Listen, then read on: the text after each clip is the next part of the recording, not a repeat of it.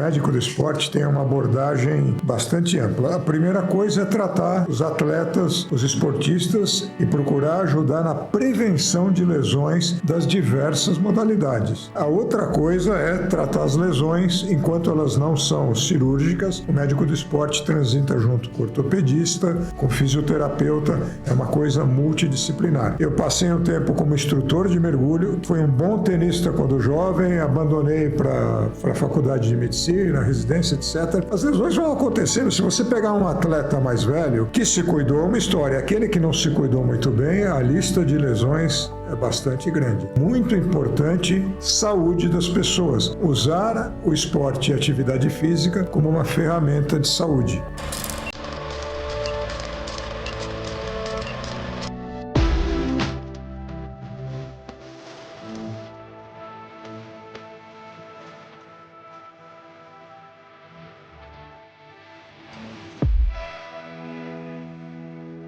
Nossa Coluna Podcast volta para mais um programa e hoje a gente vai falar assim, existe médico, existe atleta e hoje a gente tem um médico, atleta, especialista em esportes. Apresenta pra gente esse mega convidado. Dr. Gabriel Gami, ele é médico do esporte e responsável pelo Ambulatório de Medicina de Esportes de Aventura da Escola Paulista de Medicina. Tudo bem? Tudo bem, prazer, obrigado pelo convite. Vamos trocar bastante ideia aqui. Eu já quero começar perguntando o que faz exatamente um médico do esporte. Então, Gisele, o médico do esporte tem uma abordagem bastante ampla. A primeira coisa é tratar os atletas, os esportistas e procurar ajudar na prevenção de lesões das diversas modalidades. Então, hoje são incontáveis. A outra coisa é tratar as lesões enquanto elas não são cirúrgicas. O médico do esporte transita junto com o ortopedista, com o fisioterapeuta, é uma coisa multidisciplinar. E hoje em dia, muito importante, saúde das pessoas. Usar o esporte e a atividade física como uma ferramenta de saúde. Doutor, o senhor trabalha num ambulatório que é o ambulatório da Unifesp, o SET, e o senhor é cercado de ortopedistas lá. Sim. O esporte é algo, quando a gente fala de alta performance, é uma coisa muito desafiadora, né? Então, um atleta que vive de segundos, de tempo, um pouquinho que ele perde, às vezes é o suficiente para tirar ele de uma Olimpíada, de um resultado. Como que o senhor trabalha a cabeça de um atleta que acabou de sofrer uma lesão? Então, esse é um grande problema que a gente tem. Primeiro, porque o atleta sempre quer voltar antes da hora. Está desesperado, a vida dele é aquilo. Eu passei por isso muitas vezes com as minhas lesões, mas o cara fica desesperado. Mas você tem que tentar convencê-lo, primeiro, de usar aquele tempo de lesão para outras coisas e para aprimorar, para ele voltar melhor. O que nem sempre acontece, porque é duro respeitar. A gente tem conseguido um trabalho legal nessa área aí. E é importante sempre ter um acompanhamento psicológico para trabalhar a cabeça, né? Porque se a gente não respeitar o tempo de recuperação, é isso que o senhor acabou de falar. São lesões atrás de lesões. Então, e aí temos que diferenciar o atleta profissional que depende daquilo do atleta amador que, não vou dizer que é um preciosismo, mas às vezes a vida dele é aquela. O cara está lá, eu treino, eu passo o meu mês pensando na corrida que eu vou fazer em tal lugar. E vem uma lesão na história. Hoje a psicologia do esporte é uma especialidade super desenvolvida, importante também, porque é fogo. Quer dizer, você tá mexendo com uma coisa muito complicada. Alguém que é ativo todo santo dia da vida.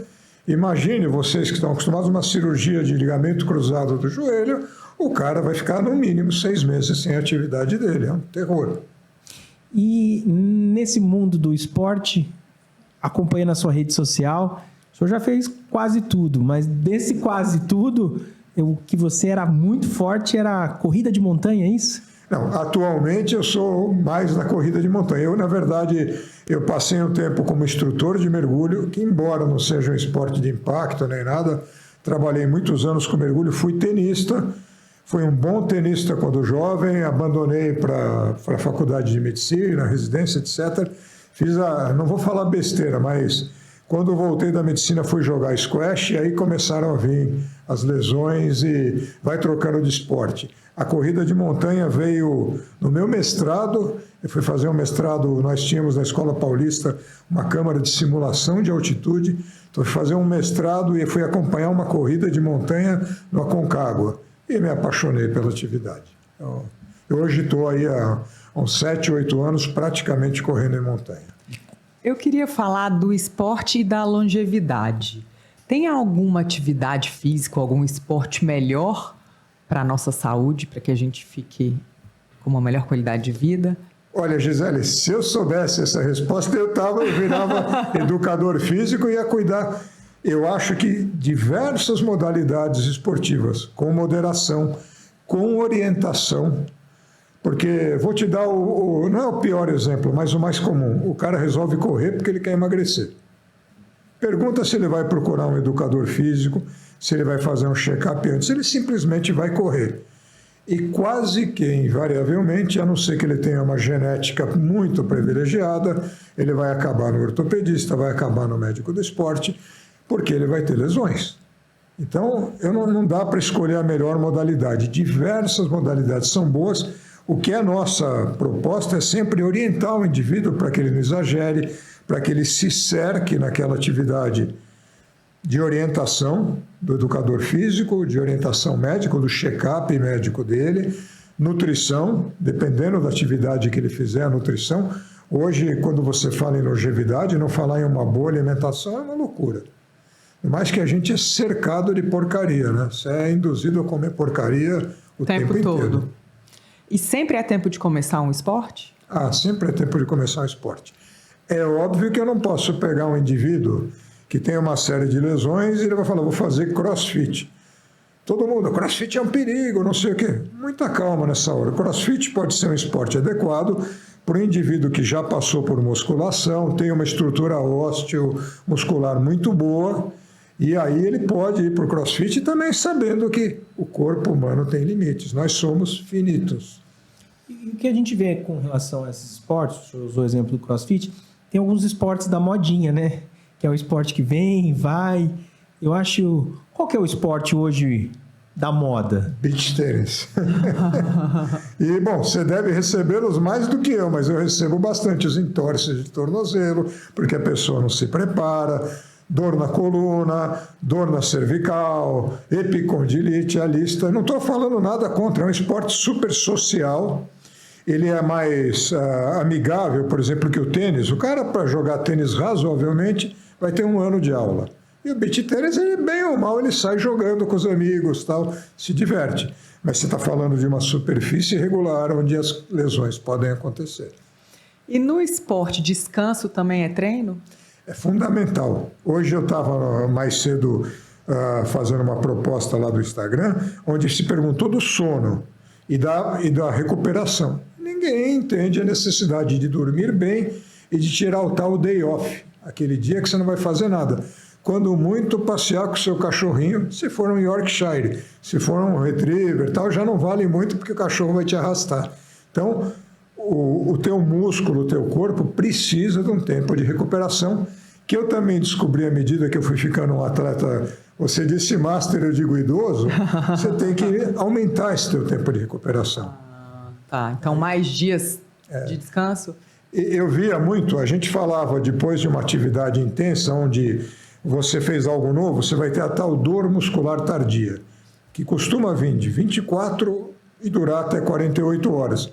Eu já percebi no meu corpo, depois de uma corrida de montanha, que 24 eu não tenho nada, mas 48 ou 72 parece que passou um trator. Fica quieto, come bem, faz uma massagem esportiva, alongamento, mas não vai treinar. Isso é muito interessante, né? As pessoas terem a noção que praticar um esporte, por exemplo, corrida, é uma coisa rápida, simples, você põe um tênis e sai correndo. Mas se você não se cuidar com relação ao sono, se você não se cuidar com relação à alimentação, as lesões vão aparecer. O senhor, como um atleta, quais foram as lesões mais... Bom, isso vai dar um podcast inteiro, mas por erro, eu sou de uma geração onde não existia academia. Musculação era exclusivamente para marombeiro, então eu não passava nem perto. Em função de uma atividade esportiva de raquete e da época do mergulho, eu carregava cilindros muito pesados, tal, não sei o quê, eu tive uma lesão no quadril séria, eu fui operado muito cedo, eu fiz uma artroplastia, uma prótese de quadril aos 44 anos e depois o outro lado aos 50 e poucos anos. Por erros, muito mais por não ter feito o fortalecimento, ter sido mais orientado. Depois veio a coluna, já na época da corrida de montanha. Veio o ombro eu não sei por quê, porque é o ombro que eu não faço nada. Mas, enfim, as lesões vão acontecendo. Se você pegar um atleta mais velho que se cuidou, é uma história. Aquele que não se cuidou muito bem, a lista de lesões é bastante grande. E, como dizem os ortopedistas, o nosso equipamento ortopédico tem vida útil. Como você cuida é outra história. E deixa eu te perguntar uma coisa. Você comentou sobre o mergulho. É uma coisa muito fascinante, porque um mergulho também não é algo tão simples, é algo que requer uma capacitação, um preparo, descer muito rápido, subir muito rápido. O mergulho é uma coisa que vem crescendo muito no nosso país, né? Ou já é uma prática consolidada? É uma prática consolidada e que, honestamente, infelizmente, parou de crescer. Porque o mergulho autônomo, aquele mergulho com cilindro, que você fica um tempo, ele tem um custo razoável. E hoje nós não estamos numa situação econômica fantástica, mas, de certa maneira, o turismo, que é a força motriz do mergulho, cresceu muito no Brasil como um todo. Hoje o turismo internacional também, você tem viagens aí, tem gente que trabalha para mergulhar, mas não é, você precisa do treinamento, mas ele não é um esporte de alta demanda física, pelo contrário. Eu vejo, infelizmente, nos mergulhadores um relaxamento, um relapso com o corpo e depois a conta vem. Às vezes o cara trava a coluna num barco porque não faz o fortalecimento, até lesões musculares, óbvio, porque ele não faz nada e ele só quer mergulhar. E existe uma idade segura para se começar o mergulho? Não. Mas eu diria, tem idade mínima. Com menos de 10 anos você não mergulha. Com 10 anos de idade tem um curso júnior, onde você mergulha com seus pais, ou algum responsável, numa profundidade muito pequena. Agora, a pessoa, à medida que vai ficando mais velha, muito mais velha, inclusive, existe problema, nós ficamos desidratados progressivamente. Você que opera a turma sabe que os tecidos vão ficando mais enxutinhos. Isso é um fator de risco para tal doença descompressiva. Porém, eu vejo mergulhadores de 70, 80 anos mais sábios, mais cuidadosos e não tem nada. Honestamente, já vi gente de 85 anos mergulhando. É óbvio que ele não bota aquele equipamento fora d'água. Alguém põe na água para ele e tudo e consegue fazer atividade, sim. Por que menor de 10 anos não é aconselhável? Bom, primeiro, a gente não sabe, Gisele, como é que o nitrogênio absorvido no mergulho, como é que ele atinge as cartilagens de crescimento. Se isso pode ter um efeito na cartilagem de crescimento. Então, mesmo aos 10 anos, é uma profundidade mínima, onde a absorção do nitrogênio no ar é mínima por mergulho. Mas outra coisa é o grau de discernimento que essa criança vai ter e de responsabilidade, porque mergulho é muito seguro se não fizer loucura. Você está respirando embaixo d'água. Se você deixar acabar o ar do seu cilindro, que não deveria acontecer, porque você tem ponteirinho de combustível e tal, mas uma criança de 10 anos nem sempre tem esse discernimento. Esse controle, né? E qual foi a maior profundidade que o senhor desceu? Então, aí dentro do mergulho recreativo, por diversão, tem um negócio chamado mergulho técnico, porque a mais de 40 metros você não pode mergulhar com ar, que o nitrogênio que está no ar te deixa completamente embriagado à medida que você vai muito fundo. Então você tem que botar hélio na mistura, é o tal mergulho técnico. Eu fui numa caverna na Flórida a 120 metros, mas honestamente, hoje em dia eu não faço mergulho técnico nem que me paguem, porque você vai fazer um mergulho de 15, 20 minutos e vai ficar horas para voltar na superfície fazendo as tais paradas de descompressão que são mais comuns no mergulho comercial, onde o cara vai mais fundo e tem que eliminar esses gases progressivamente. Então, qual é o prazer de 20 minutos? Você fica 2 horas parado, sobe 3 metros, sobe 3 metros, sobe 3 metros. Então, é muito mais divertido você ir para um lugar raso, tem muito mais vida, muito mais cores. E nesses mergulhos da vida, você já viu acidentes graves de pessoas que sobem ou que ficam desesperados? Acontece, é muito raro, mas acontece. E, infelizmente, perdi um amigo que era mergulhador, erspélio mergulhador, que é uma atividade bastante séria, mas ele foi com ar a 100 metros de profundidade, que é proibitivo, e se afogou lá embaixo. E a gente teve, com as misturas adequadas, fazer o resgate. Não sei se eu posso falar para vocês, eu escrevi um livro recentemente. Claro, por favor. Chama Do Fundo do Mar ao Topo das Montanhas, que é mais uma trajetória e uma ideia de inspiração para as pessoas, porque a minha vida teve uma série de desafios profissionais e ortopédicos. E eu consegui ir levando tudo. E eu não posso dizer... Hoje eu tenho uma filha de 15 anos, que é a paixão da minha vida, mas se eu não tivesse, eu diria, eu estou realizado. Mas o que será que vem de novo? Porque eu venci esses desafios e trouxe... E quero trazer essa inspiração para outros candidatos a esporte, a atividade, o que você queira fazer. E conto histórias de 3 atletas, histórias muito inspiradoras. Da Cris Carvalho, que era uma atleta de triatlon, corredora de montanha, teve câncer mal diagnosticado, foi pega tardiamente e optou, ela não ia curar, ela optou por fazer tratamento alternativo e continuar fazendo o esporte dela por mais alguns anos e deixou uma lição para a gente. Emerson Bizan, que é um diabético tipo 1, tem 50 e poucos anos, meu paciente. O Emerson corre ultramaratonas, provas de 50 quilômetros, fez 100 maratonas e inspira diabéticos a brigar e fazer atividade física, mas com segurança. E o diabético precisa de orientação para fazer.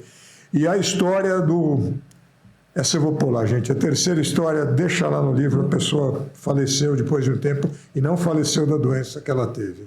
Olha, mas estava viva quando eu escrevi o livro. Eu quero ler esse livro. Como que eu faço para... Poxa, eu vou te mandar uma cópia, Zé. Não, perfeito. Mas quem está em casa e quer ter acesso, como é que é o nome do livro? Do Fundo do Mar ao Topo das Montanhas. Tem algumas livrarias. Se você entrar no meu Instagram, Dr. Gabriel Ganmi, tem o link lá e você pode comprar o livro direto da editora. Que legal. Ou da Amazon e assim por diante. E o que é mais difícil? Descer para a profundidade ou ir ao topo da montanha? Bom, descer requer conhecimento, mas não requer não requer um condicionamento físico importante, nada. Precisa saber nadar um mínimo, tudo. Subir, corrida de montanha, você precisa estar bem condicionado. Pior do que subir é descer montanha, porque haja joelho. Então a frase que descer todo santo ajuda serve para esse raciocínio. Na montanha não é bem assim. É bravo. Doutor Gabriel, e a mente? Como é que você cuida dela para fazer tudo isso? Então, eu gosto de meditar. Eu faço todo mundo, terapia é uma coisa vergonhosa. De jeito nenhum. Não casei com a minha terapeuta porque ela já era casada, mas eu digo que eu sou casado com a minha terapeuta, cada 2 semanas vou bater papo lá. Participo dos círculos de amigos, então eu participo de 2 assessorias de corrida, porque eu gosto de conviver com as pessoas que gostam de coisas parecidas. Mas não tenho a mente fechada, não. Faço mountain bike, pratico, tenho vida social, gostaria de ser músico, mas essa aptidão eu não tenho. Tenho um sobrinho que pianista fantástico, mas eu sou uma porcaria mesmo. Nem por hobby. Nem por hobby. Ouvir música é bacana, só. No meu Olha caso. que legal, né? O senhor fez 2 próteses de quadril, né? Então ele trocou toda a articulação. Então a gente fala que a prótese de quadril, a gente tem um programa com o Ricardo Malozzi, um cirurgião de quadril, e quando o ortopedista faz a prótese de quadril é quando chegou no limite daquela articulação. Então sempre é tentado preservar, principalmente quando o paciente é jovem, porque ela tem uma durabilidade. Então você vai colocar uma prótese, algo artificial, que vai ser trocado depois de um certo tempo. Hoje a tecnologia, a gente comentou um pouquinho da técnica que foi feita, ela tem dado cada vez mais durabilidade e performance. Então, uma prótese, correndo, subindo montanha, depois que operou, a vida melhorou muito. Muito. Eu na época ainda jogava squash, antes da primeira prótese, estava um inferno na minha vida. Eu não gostava muito de viajar que não fosse mergulho, mas eu fui para um festival de vídeo subaquático na França, não conhecia Paris. Eu vou conhecer Paris andando. Eu cheguei chorando no hotel.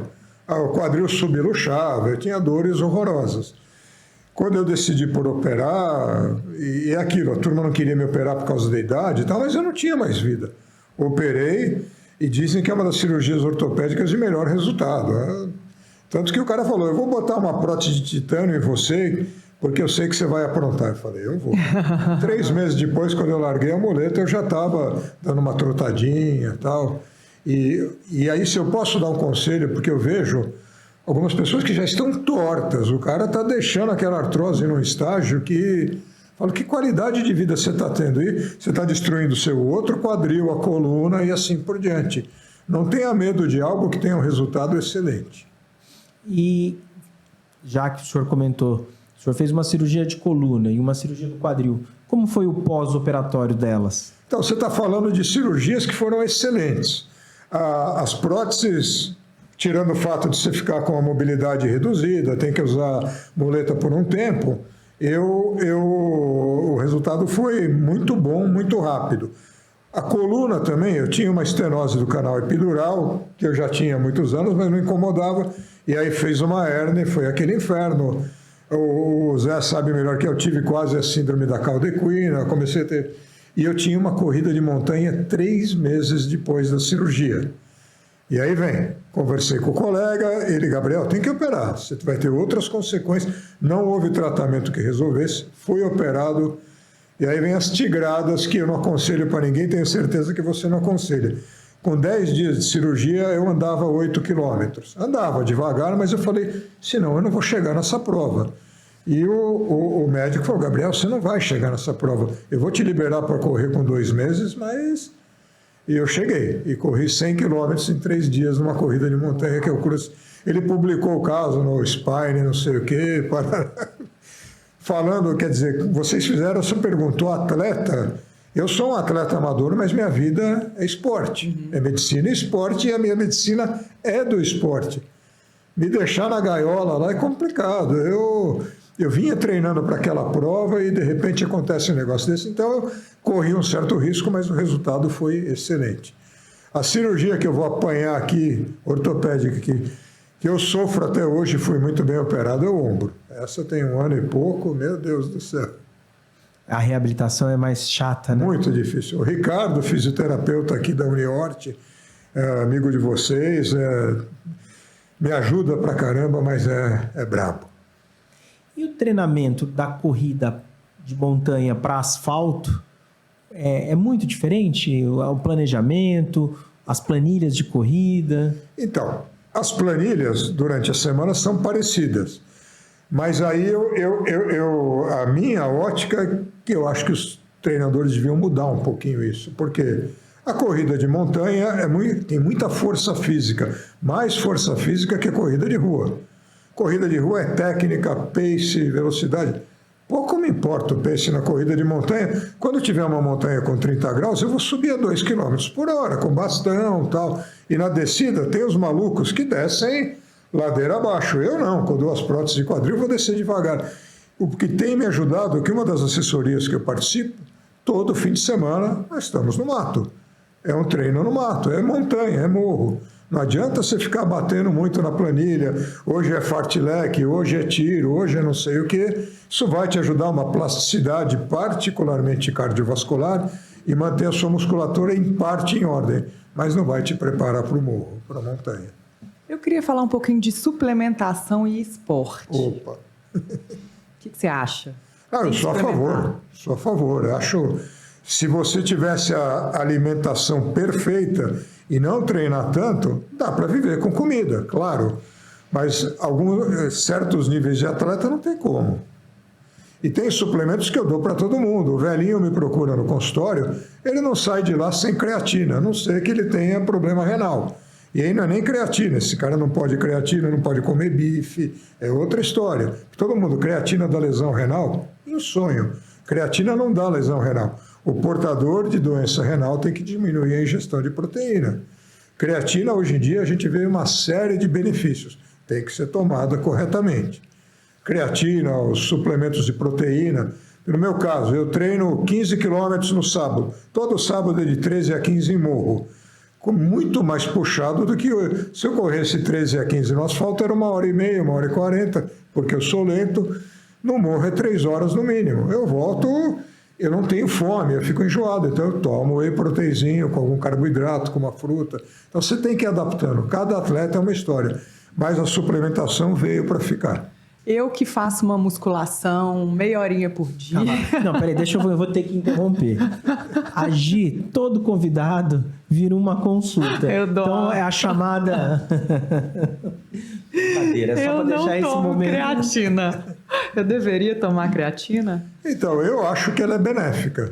Se você não precisa, se você sente que você está evoluindo, eu acho que você devia passar no médico especializado, ou estamos à disposição, passar numa nutricionista ou num nutricionista para fazer o seu cardápio.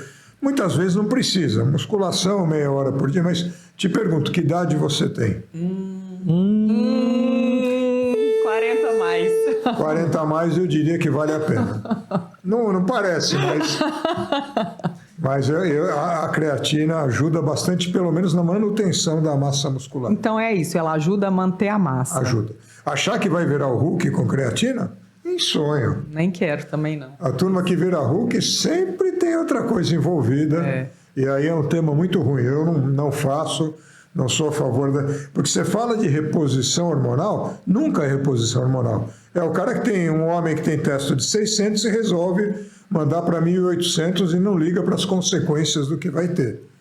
Agora, o cara está com a testo realmente baixa, tal, aí é outra história, mas tem que procurar o especialista adequado para fazer. No dia a dia, o paciente que te procura, qual que é o perfil? Já é alguém que está praticando ou alguém que quer praticar? Como funciona a rotina? Eu tenho os dois. Eu tenho o indivíduo, tenho muitos mergulhadores, tenho muitos atletas de endurance que querem uma melhor orientação, querem ver, felizmente estão fazendo check-up anual, porque a endurance cobra uma conta do coração. Tudo pode estar em ordem desde que você seja acompanhado.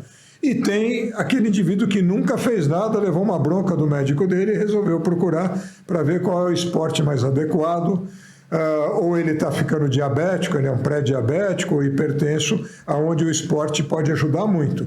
Muitas vezes não é o suficiente, é isso que eu também alerto. O esporte vai te ajudar, muitas vezes vai te diminuir a medicação, mas eu não tenho pílula milagrosa. Se alguém chega pré-diabético porque está 20 quilos acima do peso, com certeza, se a gente emagrecer esse indivíduo, provavelmente ele vai mandar o pré-diabetes dele para o espaço. Mas se ele chega já pré-diabético e não é... E tem uma doença hereditária, tem um componente hereditário. Ou hipertenso, olha aquele cara magricelo, não come sal e está hipertenso, o esporte vai ajudar, mas ele também vai ter que medicar. E a gente transita, né, clinicando esse indivíduo e procurando ver qual é a melhor prática. O problema é aquele que chega no consultório porque mandaram. E ele não odeia esporte, odeia academia. Eu vou falar a verdade para vocês, eu também não gosto da academia, mas eu pago o personal para ir 2, 3 vezes por semana lá, porque eu sei os benefícios que estão trazendo para mim, para eu poder fazer aquele esporte que eu gosto por muito mais tempo. O que você acha que o esporte faz de melhor por você? Minha cabeça. Vocês já devem ter percebido, eu sou um cara ligado no 220. Então, eu sou um cara que se não... Eu já estaria infartado, eu já estaria lá olhando lá de cima, mas o esporte mudou a minha vida. Era um menino super desengonçado, não ia jogar futebol, os caras, Gabriel, sai fora que isso é muito ruim e tal. Aí eu me achei no tênis e tive o esporte é social também, te dá a vida social. Então, meu pai levava no clube, me deixava lá no clube, então você começa um convívio. Eu sou uma pessoa extremamente tímida e o esporte me ajudou a abrir um eixo de amigos.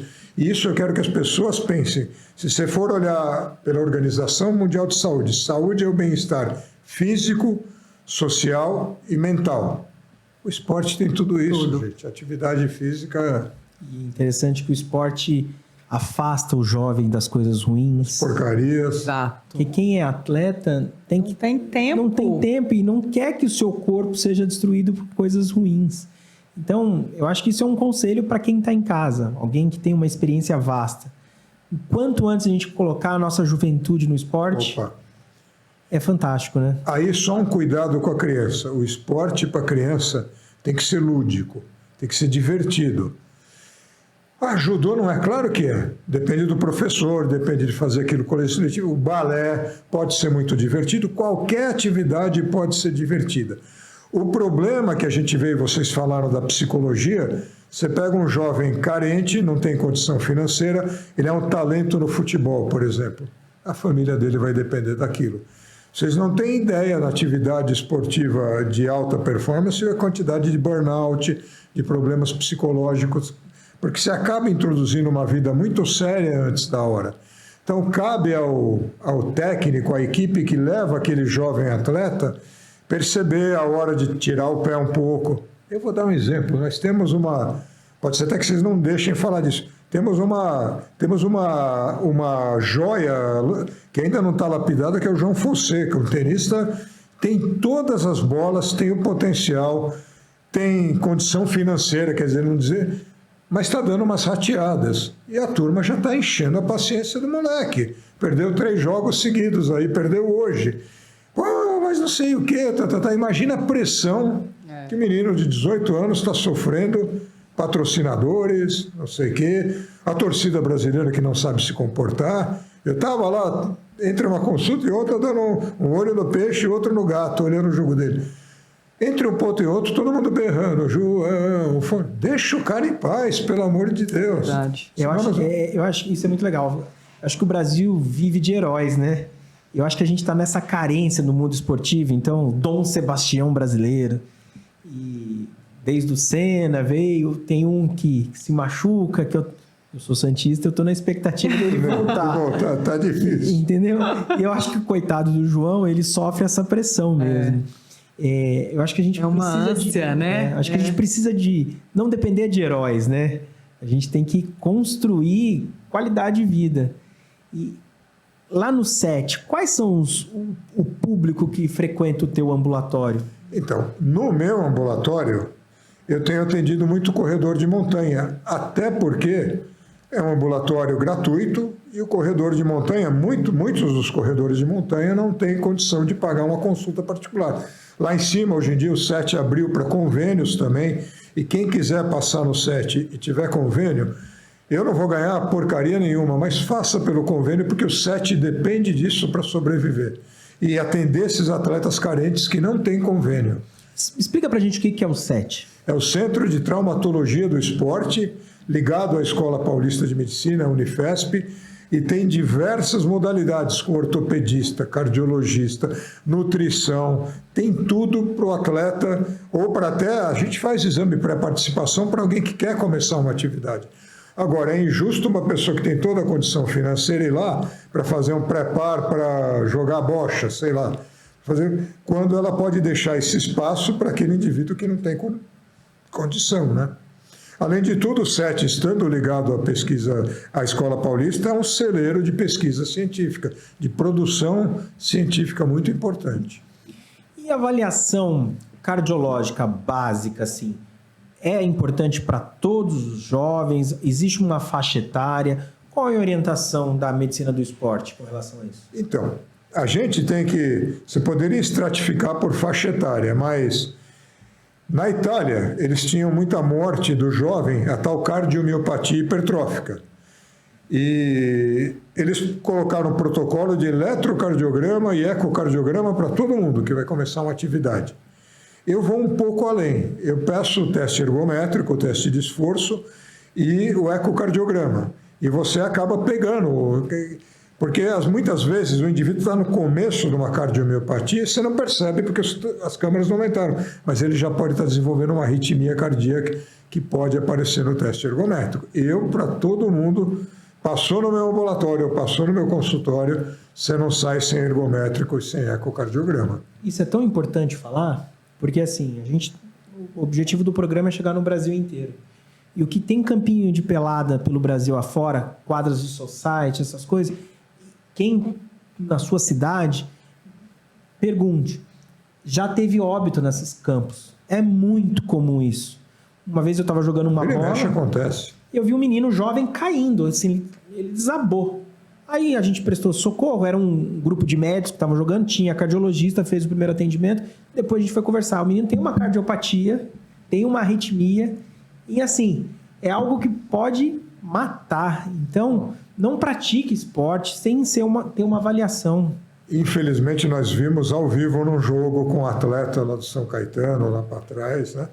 E não só o jovem, né, Zé? Você pega o cara, 50 anos, vou virar minha vida e vou começar a correr.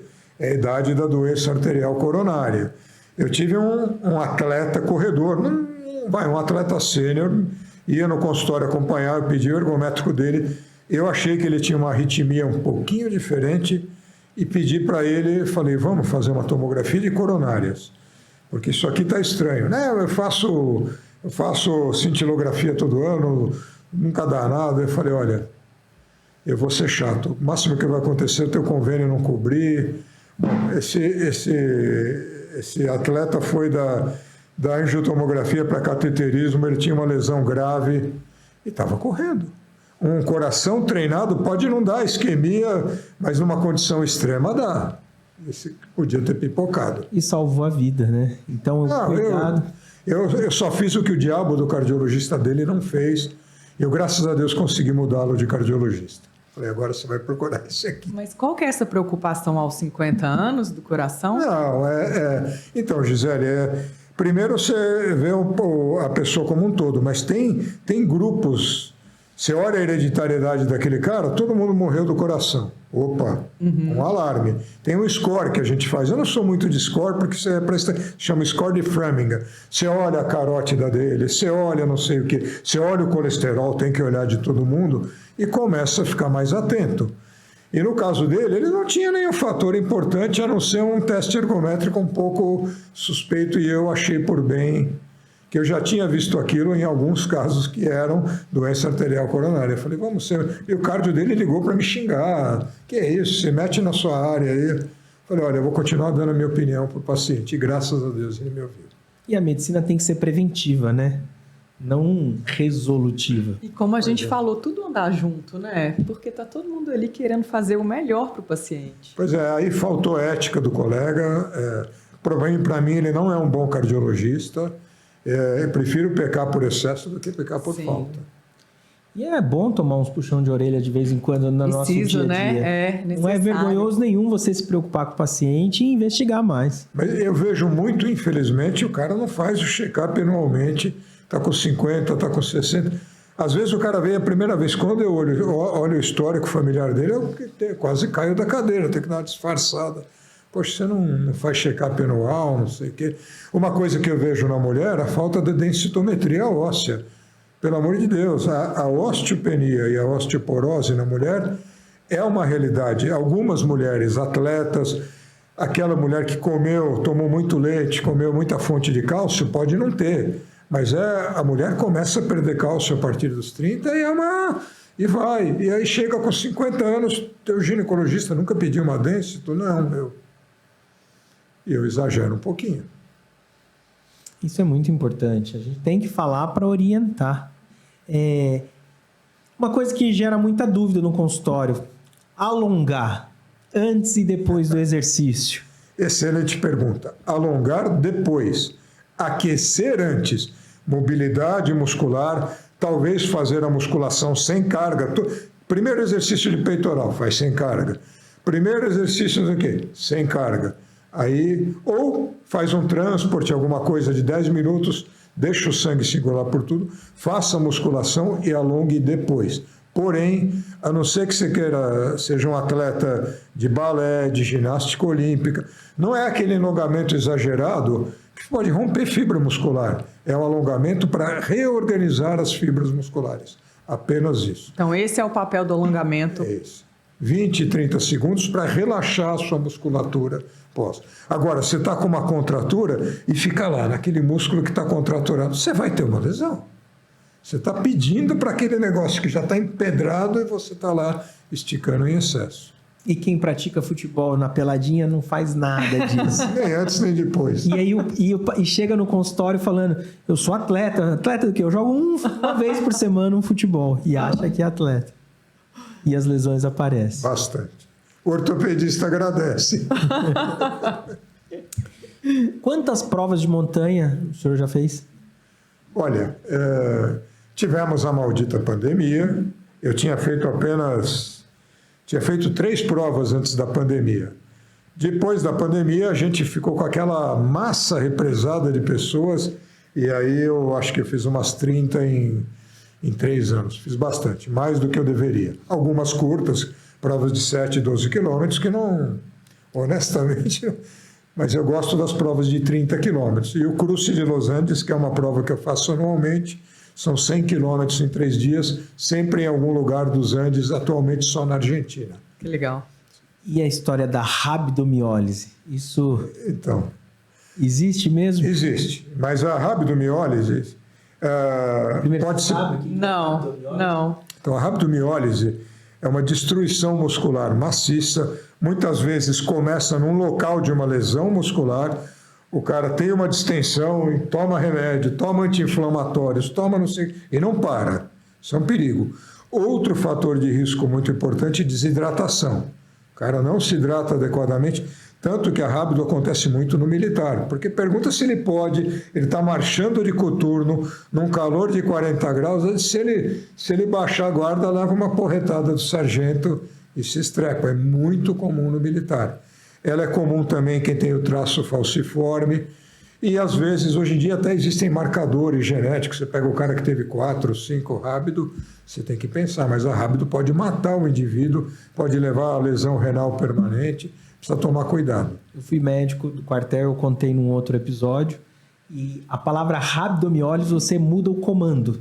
Então, assim, a gente está numa missão, numa marcha, num treinamento, alguma coisa, e o superior está falando, não, esse menino quer baixar, esse soldado é fraco. Aí você fala, ó, ele está com sinais de rabdomiólise. Na hora o exercício é parado. É mesmo? Então, ainda bem que mudou essa... Porque não era assim. E a gente ouve histórias razoáveis de rabdomiólise na vida militar. O senhor já teve algum sinal, sintoma no senhor? Então, na verdade, eu tive uma rábido, mas foi por uma medicação. E eu sou super a favor da medicação de colesterol.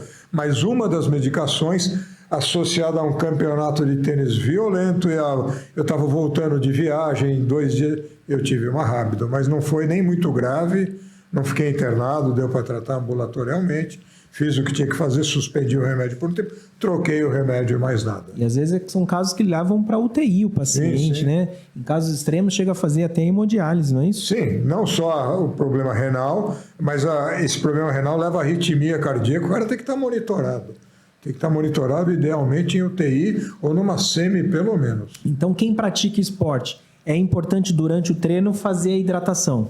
Hidratar e não estourar excessos. E uma lesão muscular é um aviso para você parar, não para você tomar um anti-inflamatório e continuar na loucura. E procurar um médico, né? Pois é. Então, um anti-inflamatório, ele já bateu aqui nesse programa várias vezes. É fácil de acessar, é o que o farmacêutico muitas vezes te oferece. Está melhorando no Brasil. O cara está precisando de receita para algumas coisas. Antes ele comprava antibióticos, certas classes de anti-inflamatório que funcionam muito bem, mas são muito mais perigosas, os inibidores da COX e tal, a turma comprava sem receita, agora já não compra sem receita. A coisa está melhorando, está evoluindo. Mas pensa num atleta de montanha que ele vai ter o próximo ponto de controle daqui a 8 quilômetros, com dor, ele normalmente não para, ele se medica, ele vai capengando daquele jeito, ou ele tem que ficar quieto e esperar o limpa-pista, que é o cara que vai vir no fim da prova. Normalmente a gente avisa.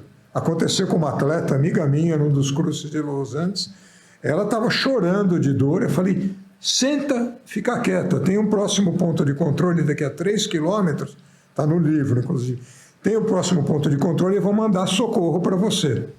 Passou uma colega de prova, tocou um tramal para ela. Quando eu estou lá comendo, não sei o que, mais para frente, dando uma pausa, passa ela toda sorridente, vendo borboleta. Falei, inacreditável. Inacreditável. Mas acontece bastante. E é um médico do esporte aconselhando em loco da prova. Minha paciente. Exato. Dessas provas todas, eu sei que é injusto, mas qual é a mais marcante, mais bela de todas essas que você participou? Olha, no meu primeiro Cruce de Los Andes foi um cruce em todos os sentidos. Eu tive a cirurgia da coluna, eu fiz 3 seguidos. Tive uma cirurgia da coluna 3 meses antes.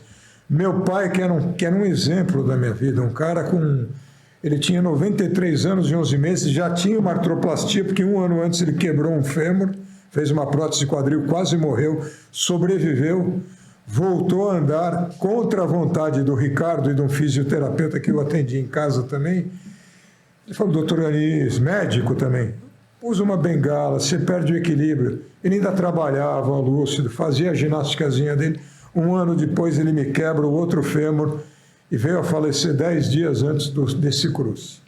Eu tinha desistido, eu fiquei 10 dias com ele na UTI, parei de treinar, quer dizer. Mas meus amigos falaram, Gabriel, o que você vai ficar fazendo no Brasil? Teu pai foi teu exemplo. Meu pai me botou no esporte. Ele viu aquele moleque desengonçado, começou a me levar no clube, me levou para toda a atividade esportiva. Então é aquele exemplo que eu nunca esqueci. E eu falei, eu vou correr por ele. E olha, eu terminei essa prova por causa dele. Desculpa, eu fico até... Bonito. Emocionado. Mas é um cara que era, você imagina, médico, 93 anos, ainda trabalhava. E se foi numa bobeira, mas deixou um legado de exemplo. Obrigado demais pela participação, obrigado pela correria. São Paulo, essa vida corrida nossa. Eu quero só pedir assim, paciente que precisa passar contigo, como que faz para acessar suas redes sociais, contato, consultório? Ótimo, obrigado. DR Gabriel Gami, é Dr. Gabriel Gami, depois você põe a grafia, porque meu sobrenome é enrolado. Lá você encontra link para marcar consulta ou no WhatsApp do consultório 11 96 221 2109. E no SET, no Centro de Traumatologia, procure o site do SET.